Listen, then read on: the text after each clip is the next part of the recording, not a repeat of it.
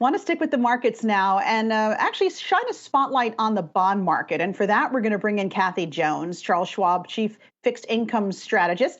Kathy, good to see you again. I'm wondering if you could explain for us, read the tea leaves and tell us what the bond market is telegraphing in terms of what the market expectations are with regards to the Federal Reserve and its path forward.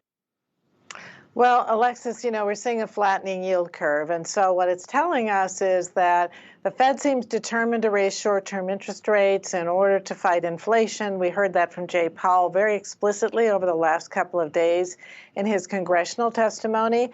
And what the bond market is interpreting that is there's a risk of recession or certainly a big slowdown down the road. So long-term yields really haven't budged very much. Short-term yields have come up. That flattening yield curve is telling us the market is more concerned about slowing growth than it is about current inflation. So will stagflation become sort of the new buzzword for Wall Street, that environment of higher rates but slowing growth? And is the fear that stagflation would be the thing to tip us into recession?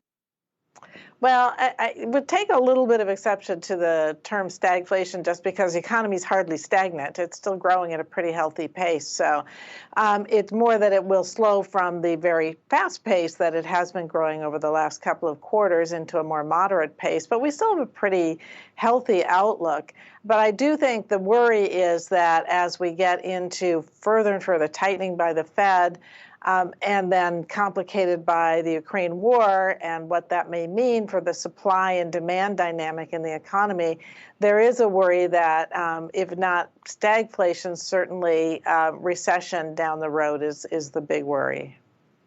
How do you think that worry is really founded? I mean, I understand that that flattening of the yield curve, history has shown that it is usually followed by a recession.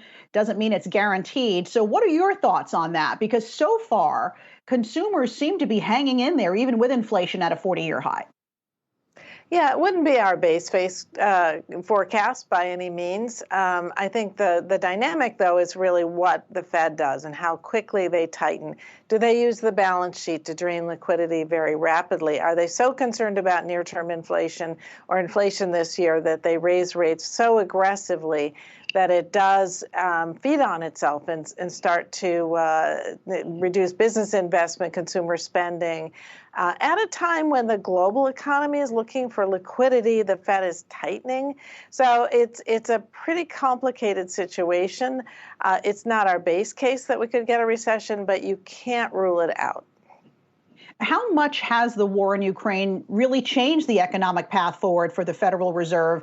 I mean, to most of us, it seems like not much, since we have Fed Chief Powell saying that these interest rate hikes, at least in the short term, are very much going to happen. Yeah, the Fed seems very determined to move ahead with its plan of steady rate hikes. We've always been sort of under the consensus estimate for the number of rate hikes the Fed would be able to pull off this year because we do see somewhat slower growth down the road. And depending on what oil prices do, which is a real wild card here, but we could see some easing in inflation pressures later in the year as well. But they seem very determined to follow that path. Now, we've seen pivots before, so they're going to be data dependent like the rest of us. I would say it's a very uncertain outlook right now. The war in Ukraine has really created an almost unprecedented set of conditions that the central banks globally have to deal with. The sanctions are so extensive and have become so widespread, even by private industry, that this is causing disruptions to the supply-demand balance globally. And I just don't think we've been here before. And to have major central banks tightening into this is a situation that is fraught with a lot of difficulty and pretty risky. We are seeing investors chase yield as they do, and it's not exactly easy to find it, at least in the bond market right now. And I'm wondering where you're seeing the most appetite at the moment. Are investors willing to take on a little more risk, and are they investing heavily into junk bonds at the moment? We are still seeing a pretty healthy high yield market. There still seems to be interest because the yields are pretty attractive. The spread versus Treasury is pretty low, but on an absolute basis, there seems to be a lot of confidence in the high yield market. So it has held up really pretty well considering the level of volatility in the market. High yield's doing okay. We're also seeing interest in bank loans. Those are shorter term, still high yield and quality, but shorter term floating rate instruments, and there's a great deal of interest in those as well.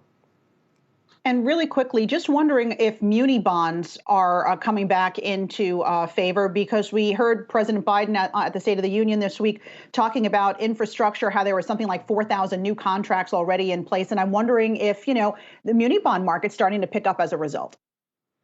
Yeah, muni bond valuations have improved a lot. Maybe a couple of months ago, they were just so overbought and overdone for short-term munis as people anticipated tax increases that the valuations weren't that good. But the credit outlook is very positive. State and local governments have really benefited from the rebound in the economy, increase in tax revenue, some of the pandemic payments, and now we'll get some infrastructure projects as well. So we do expect a pretty healthy muni market this year. And it is attracting a lot of buyers who, are looking for that sort of higher credit quality, lower volatility investment in this very volatile environment. Yeah, tough to find that combination. All right, Kathy Jones, Chief Fixed Income Strategist at Charles Schwab. Good to see you.